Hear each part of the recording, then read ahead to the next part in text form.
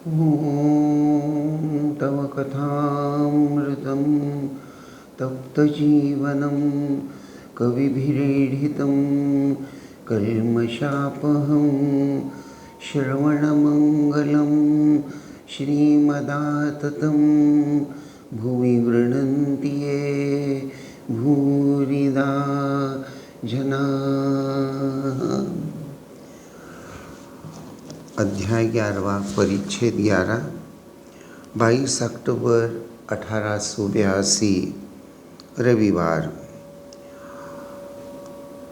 ये वार्तालाप, इसके प्रथम परिच्छेद को लेकर हम ये चिंतन कर रहे हैं और विशेष रूप से ये 11वें परिच्छेद के प्रारंभ में अगर आप ज़रा ध्यान से इसको पढ़ें तो पहले केशव चंद्र सेन के यहाँ के उपासना का वर्णन मणि कर रहे हैं।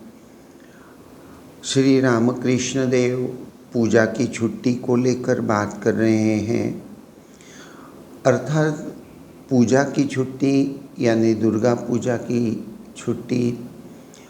पश्चिम बंगाल में निश्चित रूप से दुर्गा पूजा एक बहुत ही बड़ी पूजा मानी जाती है।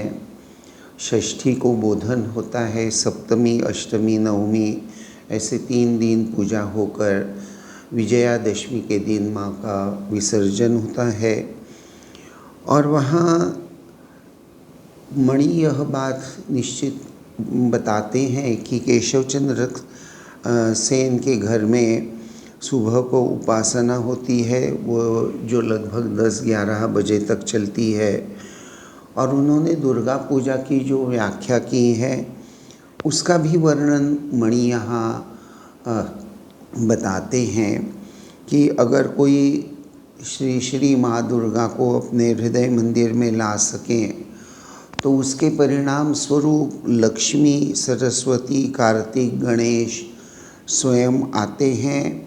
लक्ष्मी अर्थात ऐश्वर्य, सरस्वती अर्थात ज्ञान, कार्तिक अर्थात विक्रम, गणेश सिद्धि। तो व्यक्ति को जब माँ को हम अपने हृदय मंदिर में स्थापन करते हैं तो ये सब बातें अपने आप मिल जाती हैं। यह सब वर्णन श्री रामकृष्ण देव ने सुना और उसके बाद में यह जो एक वाक्य आता है, श्री रामकृष्ण सारा वर्णन सुन गए, बीच बीच में केशव की उपासना के संबंध में प्रश्न करने लगे। सब कुछ सुन लिया श्री रामकृष्ण देव ने, बहुत कितने सारे प्रश्न किए हैं, उन प्रश्नों का तो यहाँ वर्णन हमें प्राप्त नहीं होता। लेकिन अंत में यह जो श्री रामकृष्ण देव की एक तरह से निर्णयात्मक ऐसी एक वाणी, एक आदेश महेंद्रनाथ गुप्त को यहाँ प्राप्त हो जाता है।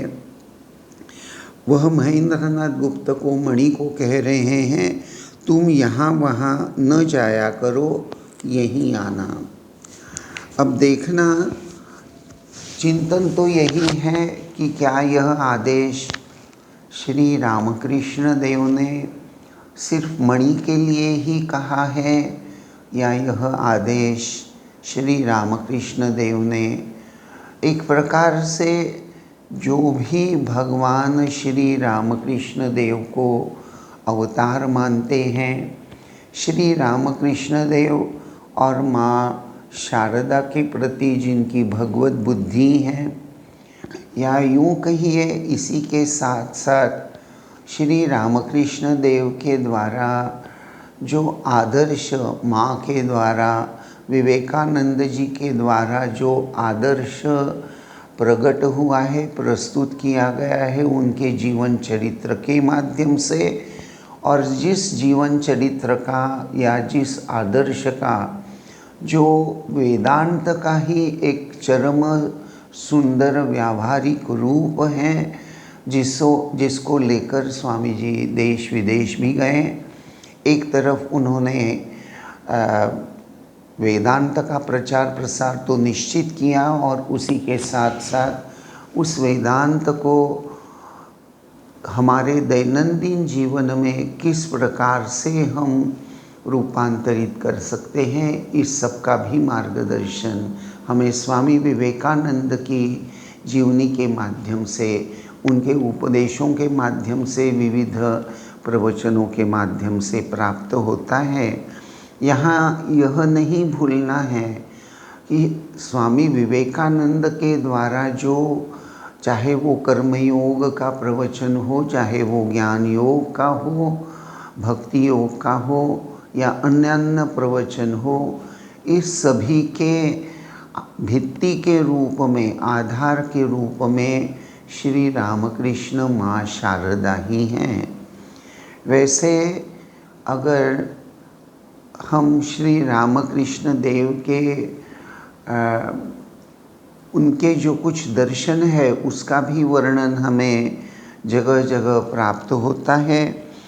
यहाँ जैसे मणि को आदेश देते हुए श्री रामकृष्ण कहते हैं, तुम यहाँ वहाँ न जाया करो, यहीं आना।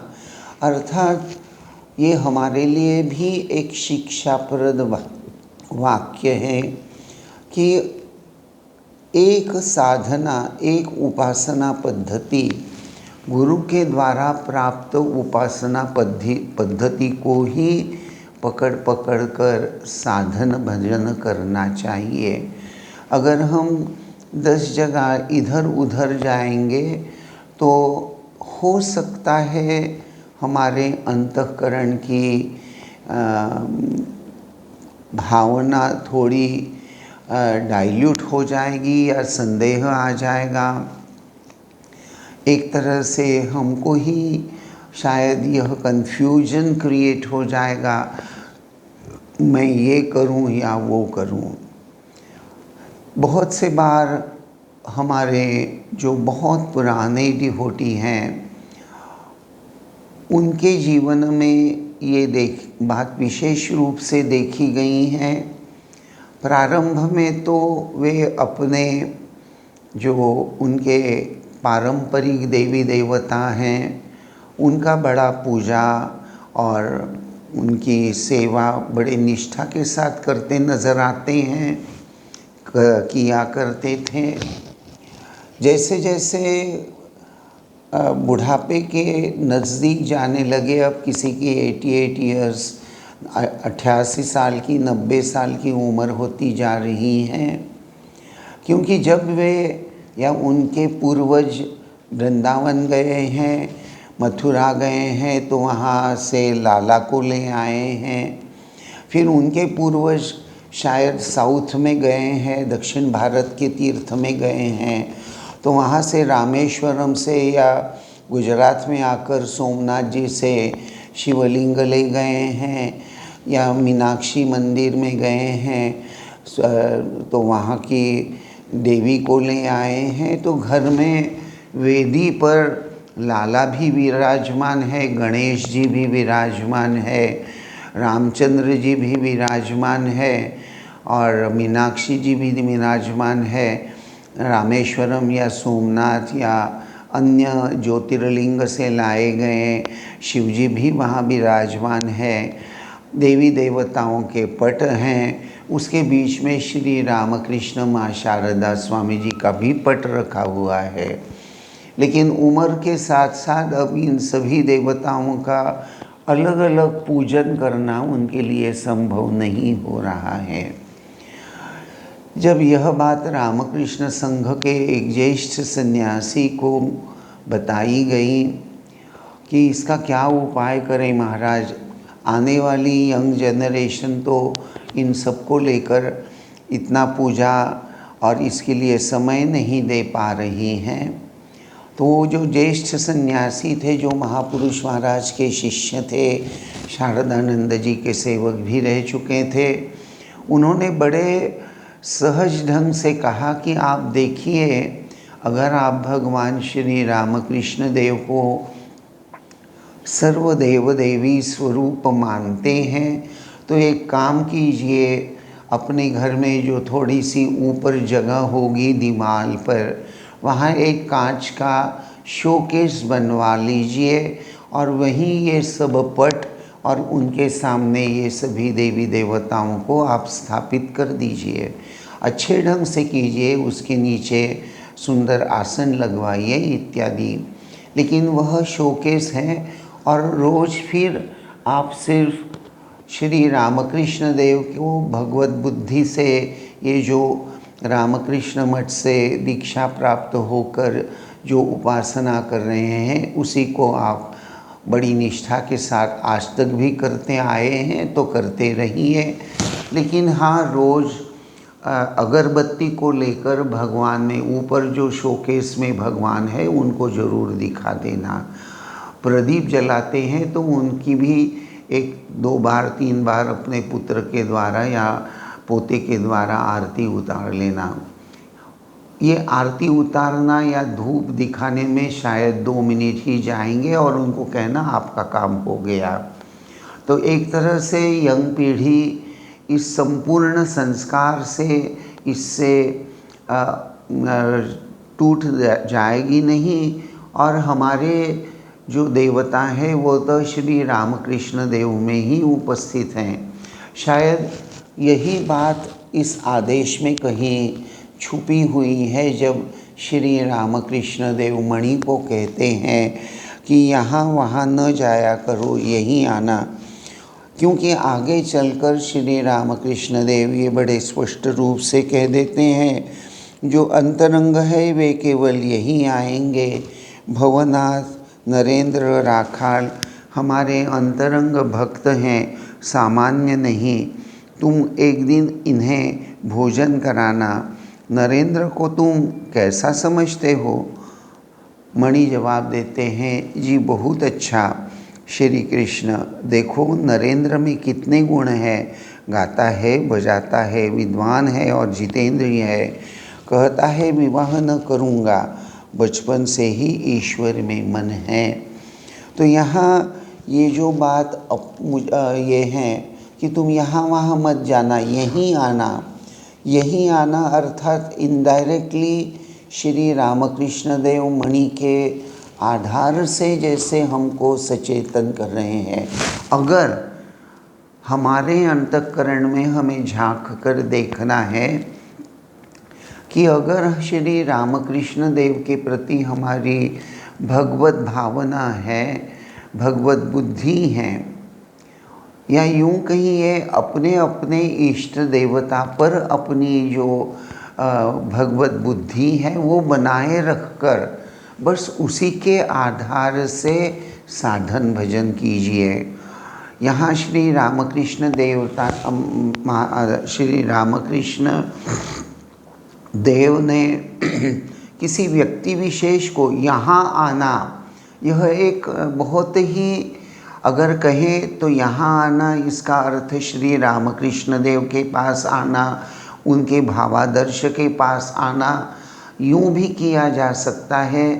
या श्री रामकृष्ण ही सर्वदेव देवी स्वरूप हैं, अर्थात अपनी अपनी इष्ट देवताओं को पकड़कर अपने गुरु के आधार से जो उपासना आप सब करते आ रहे हैं आप उसको करते रहिए। आप कहीं और जाने की आपको ज़रूरत नहीं है। एक भक्त ने ये भी प्रश्न पूछा, तो महाराज हमारे इष्ट देवता भगवान श्री कृष्ण हैं, तो क्या हम इधर उधर तीर्थ करने भी नहीं जा सकते? तो मैंने कहा, जहाँ तक मैं समझता हूँ, जहाँ तक मेरी समझ में आया है, स्वयं श्री रामकृष्ण देव साक्षात परब्रह्म का अवतार होते हुए और उन्होंने अपने श्री मुख से ये बात नरेंद्रनाथ स्वामी, भविष्य में जो स्वामी विवेकानंद कहलाए, सारे विश्व में विख्यात हुए, श्री रामकृष्ण देव के उपदेश वाणी और वेदांत के जो संदेश को लेकर जिन्होंने वहन किया, तो जिसकी जो इष्ट देवता है वही उसी में सभी समाये हुए हैं। एक तरफ यह भाव, और श्री रामकृष्ण देव तो स्वयं तीर्थ करने गए हैं, यह उनके जीवन चरित्र से तो हमें पता ही चलता है। स्वयं विवेकानंद तीर्थ करने गए थे, माँ तीर्थ करने गई थी, वो वृंदावन गई थी, बनारस गई थी, मथुरा गई थी, अयोध्या गई थी, तो साउथ में भी उन्होंने देवी देवताओं के दर्शन किए थे, पुष्कर गई थी। तो ये जो अलग अलग तीर्थों का महानता है, उसको न श्री रामकृष्ण देव या माँ शारदा या विवेकानंद जी ने उसको अस्वीकार नहीं किया। तो हमको तीर्थ जाने में कोई दिक्कत है ही नहीं, तीर्थ जरूर जा सकते हैं, जाना भी चाहिए। लेकिन मेरी प्राण प्रिय देवता मेरी इष्ट देवता ही हैं, और मेरे जीवन का आध्यात्मिक उन्नति का उपाय मेरे गुरु के द्वारा दिखाया गया जो आदर्श या जो उपासना है वही है।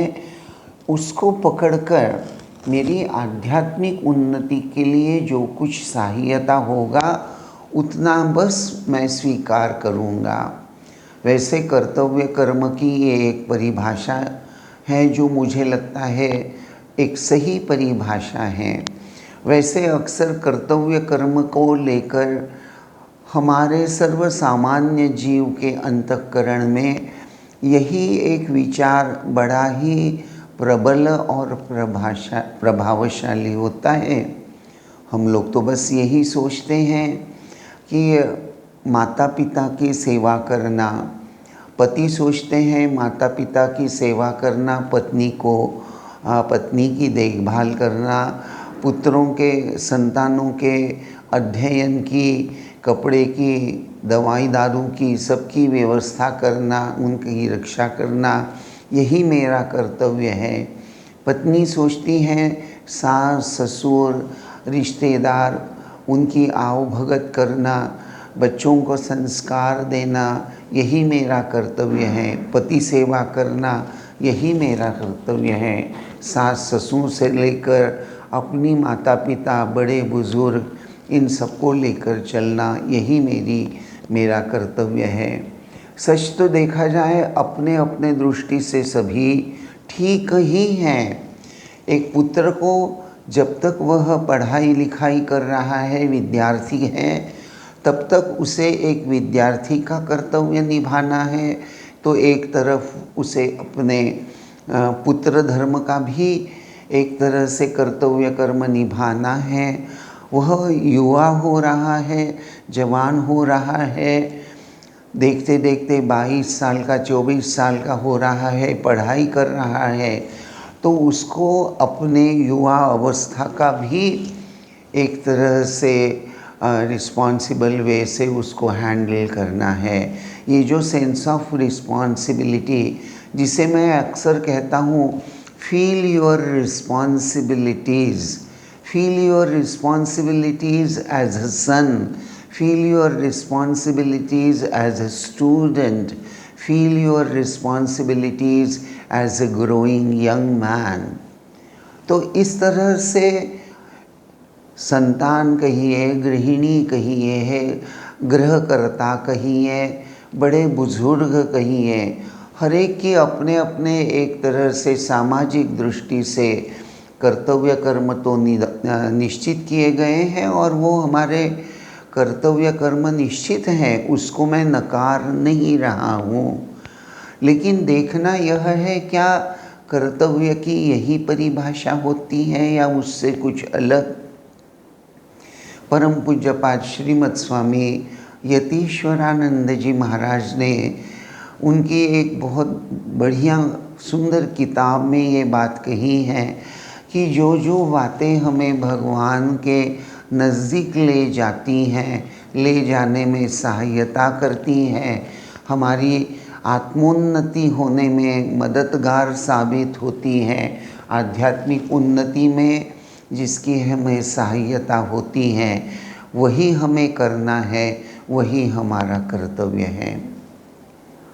स्वामी तपस्यानंद जी महाराज भी अक्सर यह बात दोहराते हुए कहा करते थे हम लोगों को, जब हम कच्ची उम्र में उनके पास जाया करते थे कि that which takes us nearer to God is भूषणा and that which takes us away from God is दूषणा।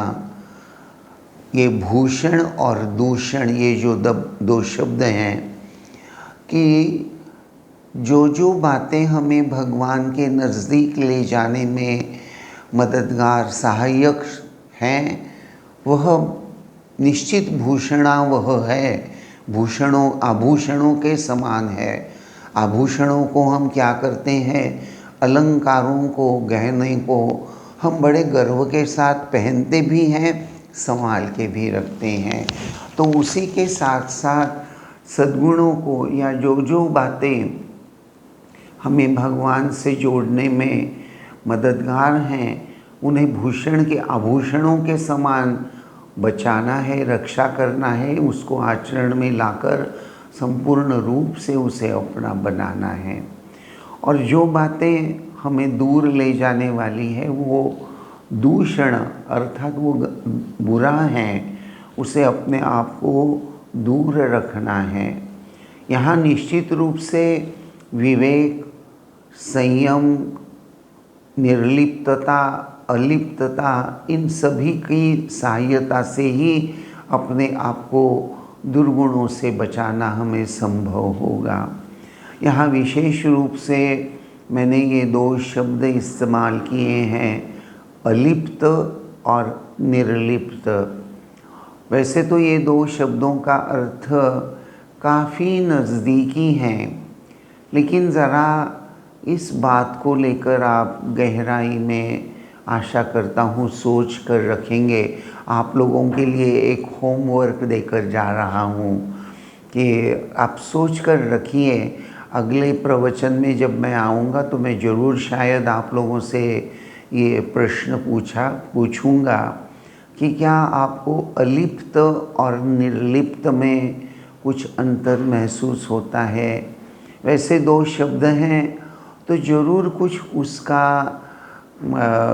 एक तरह से उसका जो भाव है वह कुछ अलग ही होगा, शायद वो बहुत नज़दीक होगा, लेकिन क्या है यह ज़रूर आप सोच कर रखिए। और यहाँ ये जो श्री रामकृष्ण देव अंतरंग भक्त ये सब की बातें प्रस्तुत करते हैं, तो यहाँ प्रसंग आया है और मुझे याद आ रहा है। कभी कभी याद आ जाता है तो बोल देना अच्छा होता है, क्योंकि मन में विचार होते हैं, वो विचार आकर बाद में बहुत बार चले जाते हैं। श्री रामकृष्ण देव ये जो अंतरंग भक्त की बात उठाते हैं, तो श्री रामकृष्ण देव के चरित्र में उन्होंने जगह स्थान स्थान पर ये जो अंतरंग शिष्य है उनको लेकर जो बातें बताई हैं, जैसे विवेकानंद जी को लेकर वे कहते हैं कि 7 प्राचीन ऋषियों में से वह एक हैं, सप्तऋषियों में से एक। वैसे श्री रामकृष्ण देव भक्तों के साथ वार्तालाप के दौरान अगर कोई नरेंद्र की निंदा करते थे तो श्री रामकृष्ण देव नाराज़ होकर कहते थे, नहीं नहीं, नरेंद्र की निंदा मत करो, नरेंद्र की निंदा करना एक तरह से शिव जी की निंदा करना हो जाता है। वे कहते हैं, मैंने देखा है कि बनारस से बाबा विश्वनाथ, वहाँ से एक दिव्य प्रकाश निकलता हुआ सीधा कलकत्ते की तरफ प्रवेश कर चुका है, सिमोलिया स्ट्रीट पर उसका आगमन हुआ है। और नरेंद्र को जब देखा तो मैं पूरा दृश्य मेरे लिए पूरा साफ हो गया। नरेंद्र एक शिवावतार हैं।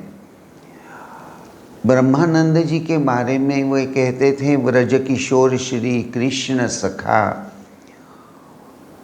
राखाल। वैसे भी ब्रह्मानंद जी का नाम राखाल था। नरेंद्र का यह जो यानी पूर्वाश्रम का नाम नरेंद्र, नर में जो एक तरह से श्रेष्ठ है। हाँ, तो श्री रामकृष्ण देव खुद को और स्वामी जी को लेकर नर नारायण ऋषि, यह सब बातें भी उनके चरित्र में आती हैं।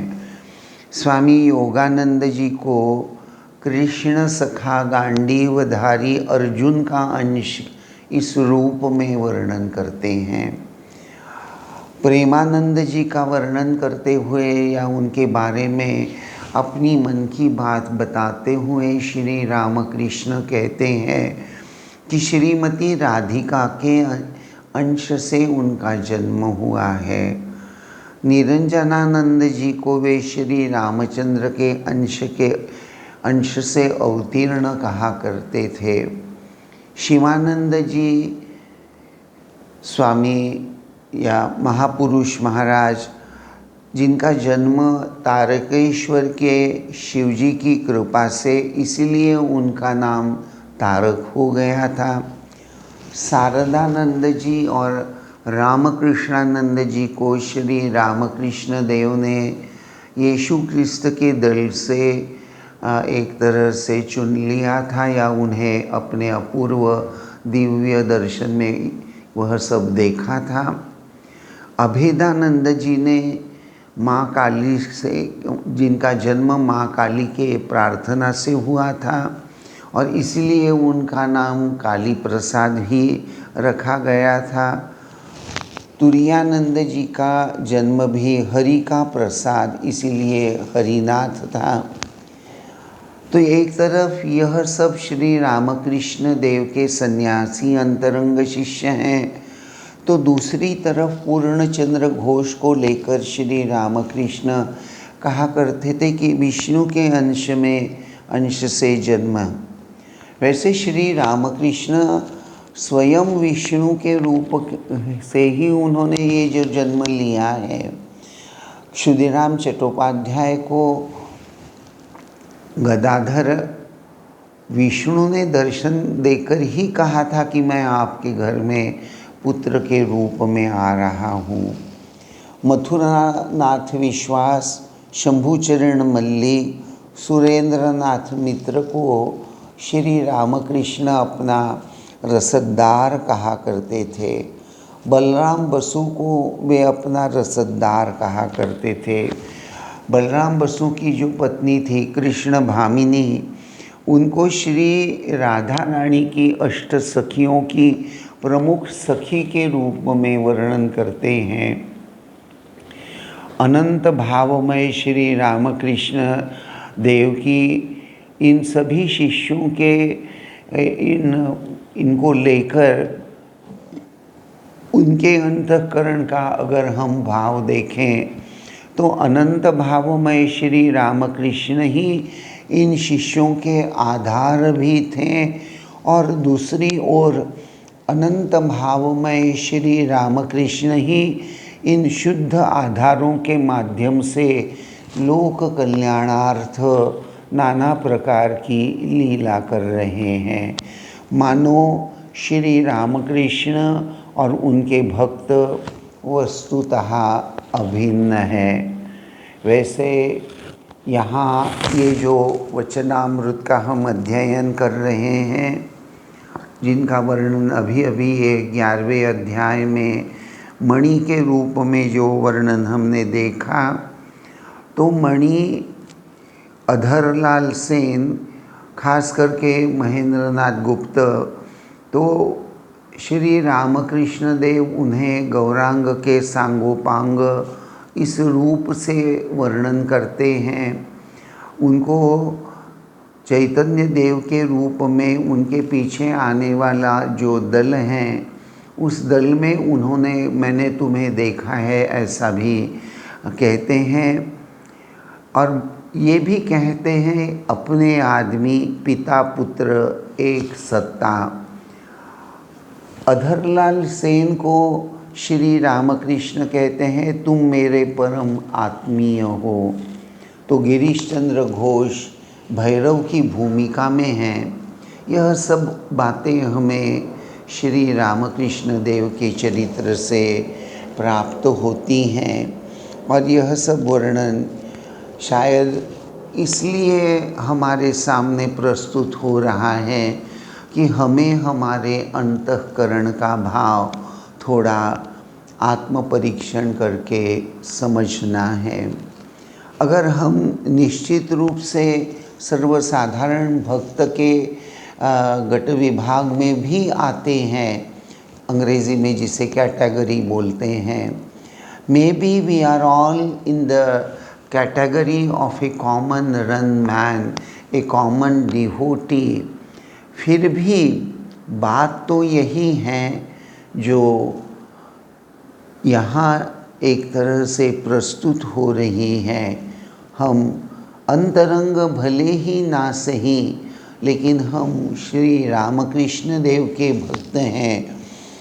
यहाँ अगर हमारा आना हुआ है, अर्थात श्री रामकृष्ण देव के सर्वधर्म समन्वय, सर्वयोग समन्वय, मनुष्य जीवन का उद्देश्य भगवत प्राप्ति ही है, इस भाव से भावित होकर अगर हम अपने जीवन धारा को ले चल रहे हैं, अपने अपने शक्ति सामर्थ्य के अनुसार सत्य, संयम, सरलता, सहिष्णुता, सेवापरायण भावना, सुरुचि, सुनीति, सद्गुण, इन सबों को लेकर अगर हम अपना आध्यात्मिक चरित्र गठन करने में तत्पर हैं, मन में एक विश्वास, श्री राम कृष्ण माँ शारदा, स्वामी विवेकानंद हमारी प्रेरणा, हमारे सब कुछ, उनकी कृपा से मैं अपना आध्यात्मिक जीवन धन्य करने में निश्चित सफल हो जाऊंगा। अगर यह बोध हमारे अंतःकरण में है तो हम निश्चित यह धारण कर सकते हैं, हम श्री रामकृष्ण देव के चरणाश्रित हो गए हैं। उनके ही श्री मुख से यह जो बात आई है, यहाँ वहाँ न जाया करो। अक्सर हम लोग भी अब यहाँ वहाँ नहीं जाते, श्री रामकृष्ण देव के आदर्श को ही अपना आदर्श मानकर उनके अनुसार ही चलने का प्रयास कर रहे हैं। तो निश्चित रूप से हमारा यहाँ आना हुआ है। आज बस इतना ही कहकर यहीं रुकता हूँ। ओम शांति शांति शांति। हरि ओम तत्सत्। श्री राम कृष्णार्पणमस्तु।